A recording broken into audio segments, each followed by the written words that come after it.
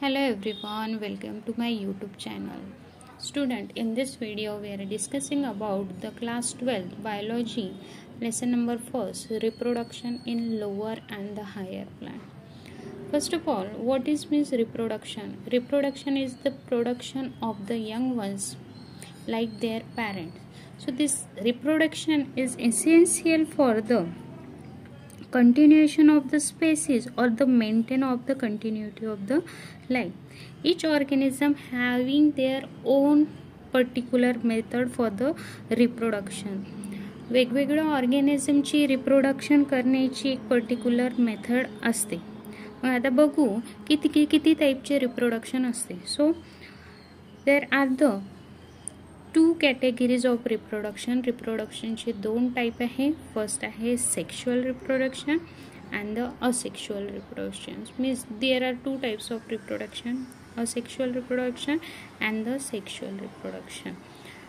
First one is the asexual reproduction. Asexual reproduction does not involve the fusion of two compatible gametes or the sex cell. Asexual reproduction means the reproduction takes place without the fusion of the gametes, that is called the asexual reproduction. So in this process the production of the genetically identical progeny from a single organism or inherit the genes of the parent. ह्यामध्ये asexual reproduction मध्ये जी progeny असते, जे offspring असते ते आपल्या parent सारखेच असते. Like plants मध्ये आपण असेक्शुअल रिप्रोडक्शन बघू शकतो.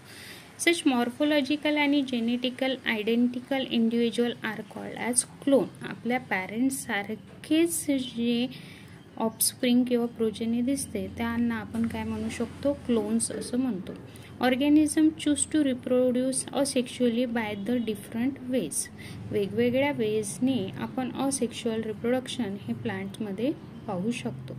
त्याच्यामधला फर्स्ट पॉईंट आहे fragmentation. The multicellular organism can be break into the fragment due to the one or other region. Fragmentation म्हणजे या प्रोसेसमध्ये ऑर्गॅनिझम आपल्या बॉडीला काय करतो, ब्रेक डाऊन करतो डिफरंट पार्टमध्ये. 1 पासून 2, 2 पासून 4 अशा अदर आणि खूप साऱ्या पार्टमध्ये आपल्या बॉडीला काय करतो, तो ब्रेक डाऊन करतो. यालाच आपण फ्रॅगमेंटेशन असं म्हणतो. Fragmentation means breakdown of the body of organism into the multiple parts. For example आपण स्पायरो गायऱ्या घेऊ शकतो. So this fragment grows into the new individual. एका हायड्रा स्पायरो गायऱ्यापासून त्यांची बॉडी डिवाइड होणं, कट होणं आणि याच बॉडी पार्टपासून अगेन न्यू इंडिव्हिज्युअल फॉर्म होणं, यालाच आपण फ्रॅगमेंटेशन प्रोसेस असं म्हणू शकतो. सेकंड प्रोसेस आहे बडिंग. बघा इथे आपल्याला ईस्टमधली बडिंग दाखवलेलं आहे. Budding means it is the most common method of sexual reproduction in the unicellular organism. Budding हे आपण युनिसेल्युलर ऑर्गॅनिझममध्ये पाहू शकतो. Usually it take place during the favourable condition. जेव्हा फेवरेबल कंडिशन असते तेव्हाच ईस्टवर आउटर ग्रोथ म्हणजे बर्ड सारखे आउटर ग्रोथ काय होतं, ग्रो होतं ईस्टवर आणि त्यालाच आपण काय म्हणतो, बर्ड. इथे तुम्ही बघू शकता दिस इज द मदर सेल आणि इथे तुम्ही बघू शकता इथे बर्ड्स दाखवलेले आहे. आणि हे बर्ड पुढे ग्रो झाल्यावर एक नवीन इंडिव्हिज्युअलमध्ये त्याचं सेपरेशन होईल. So this bud on separation develop into the new individual. Third one आहे spore formation. In Chlamydomonas, asexual reproduction occur by the flagellated. Flagellated म्हणजे बघा हे इथं फ्लॅजेला प्रेझेंट आहे. आणि motile means movable zoospores which can grow independently into the new spore.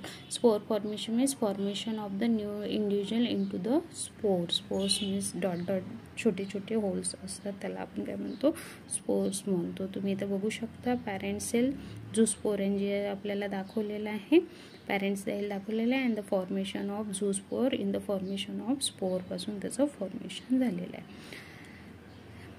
Other method आपण सांगू शकतो असेक्शुअल रिप्रोडक्शनमध्ये बायनरी फिजन, जसे की अमिबा अँड पॅरामेशियममध्ये दाखवली असते.